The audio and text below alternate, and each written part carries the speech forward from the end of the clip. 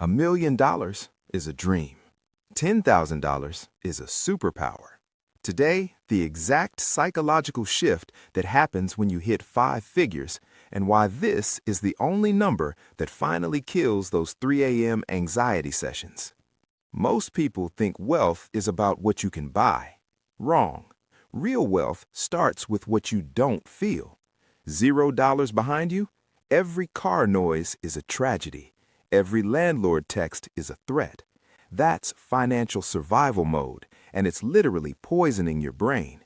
Scientists have proven when you're broke, your brain loses the ability to think long term. You're too busy not drowning to see the island 10 feet away. When was the last time you made a decision based on logic, not fear? If you can't remember, you're a financial sleepwalker. Let's fix that. Why $10,000? Not 5 or 50? Because $10,000 covers almost every normal disaster life throws at you. New transmission? $3,000. Root canal? $1,500. 3 months rent after a layoff? $5,000. Emergency flight home? $800. Broken laptop when you work from home? $1,200. Run the math. Almost every crisis you can name fits inside that number. Here's a story. A guy, let's call him Marcus, had been living paycheck to paycheck for 6 years. Good job, decent salary, nothing in savings. Then his car died on the highway on a Tuesday morning. Tow truck, rental car, repairs. $2,800. He put it on a credit card at 24% interest and spent the next 8 months paying it off. That one Tuesday cost him nearly $4,000 by the time interest was done. One emergency fund would have made that a Wednesday. You're not rich with $10,000, but you're immune. The shift isn't broke to wealthy, it's panic to inconvenience. That's the superpower. Think about the last financial emergency you had. How much did it actually cost you, including the stress, the bad decisions, the interest? Write that number down. That's what not having $10,000 is really costing you. Here's the truth. You're not broke because of big purchases. You're broke because of financial fog. The $15 delivery fee for a cold burger, 7 streaming services you barely open, the gym membership you've used twice since January, brand name clothes bought to impress people who don't even like you. It's death by 1,000 small cuts.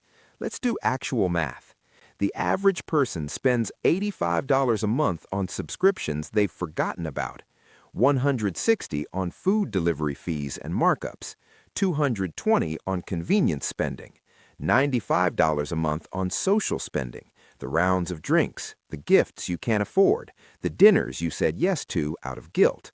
That's $560 a month, $6,720 a year. Your entire $10,000 fund hiding in plain sight inside your own spending. You don't have an income problem. You have a visibility problem. Pause this. Open your banking app right now. Scroll back 30 days. Find one thing you bought for over $50 that didn't actually improve your life.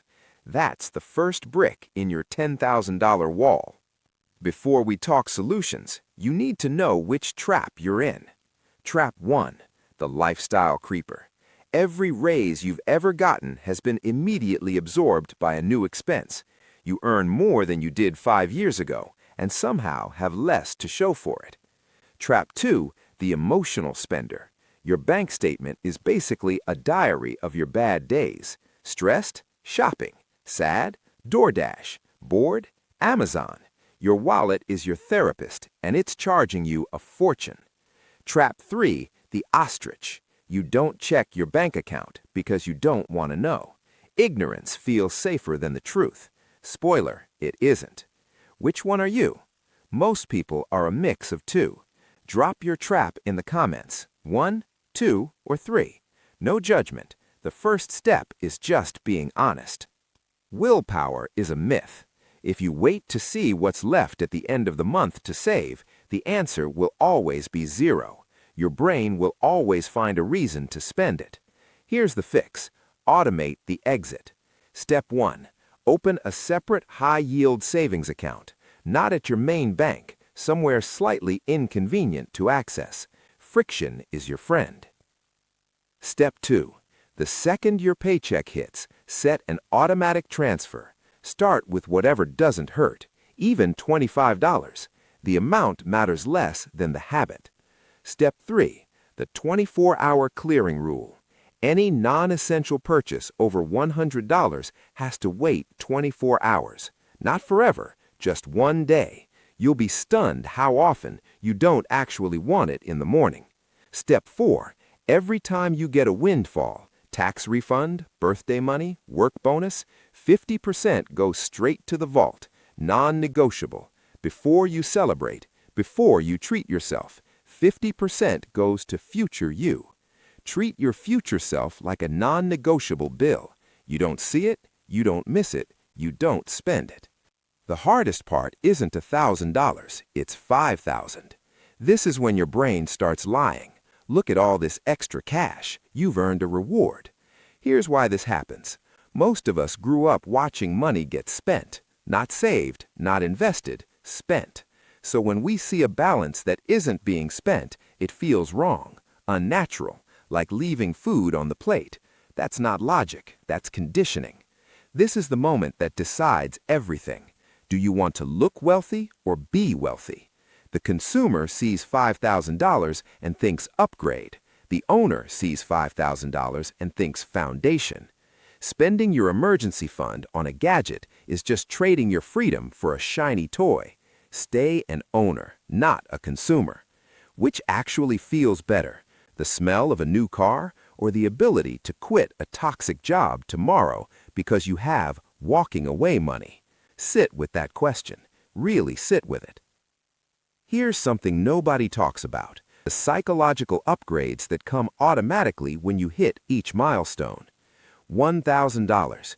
You stop flinching every time your phone rings. Small emergencies become annoying, not catastrophic. $3,000. You start sleeping differently, lighter. Your nervous system actually begins to relax. This isn't motivational fluff, it's biology. Lower stress, better sleep, clearer thinking. $5,000. You start making better decisions at work. You're no longer desperate. You can say no to extra shifts, bad projects, toxic clients, because you have a little runway. $10,000. You become a different person. Not richer, freer. You negotiate differently. You carry yourself differently. You make choices from a place of options, not panic. The money isn't just sitting there. It's working on your psychology every single day. Here's your deliverable: the $10,000 blueprint. Months 1 through 3, the starter buffer. Target $1,000. Week 1, set up the separate high-yield savings account. Week 2, run the invisible leak audit. Cancel 2 subscriptions. Week 3, set the automatic transfer.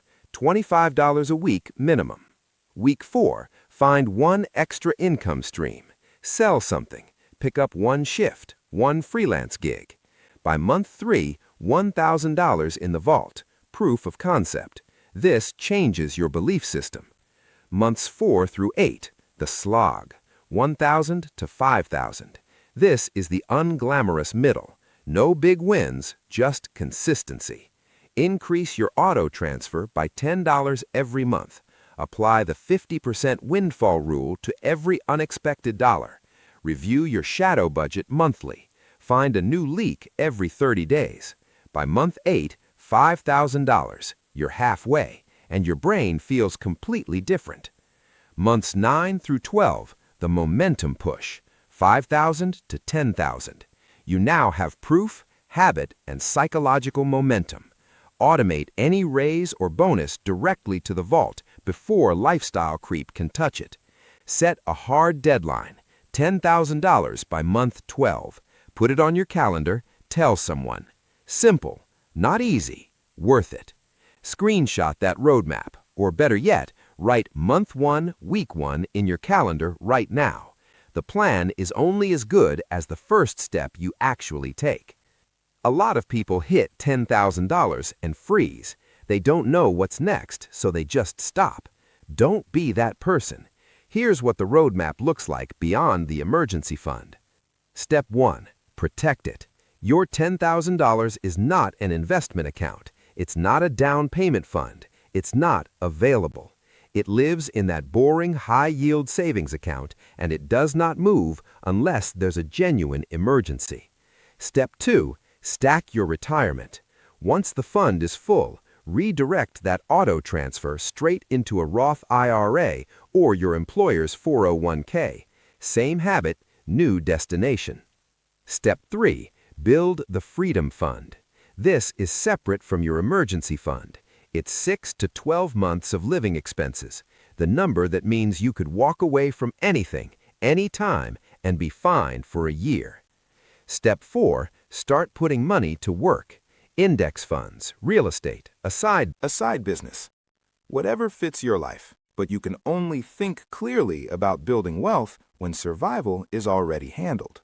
$10,000 isn't the finish line, it's the starting line for the real game. $10,000 won't let you retire, but it will let you breathe. And once you can breathe, you can think. And once you can think, you can build. The version of you that has $10,000 saved makes better decisions, takes better opportunities, and lives a fundamentally different life than the version of you that doesn't. That person is 1 year away, but only if you start today. Don't wait for a crisis. Your future self is counting on the decision you make right now. And if you're ready to stop sleepwalking financially, hit subscribe and join the community. New videos every week, all built around one goal: getting you to a place where money stops being a source of fear.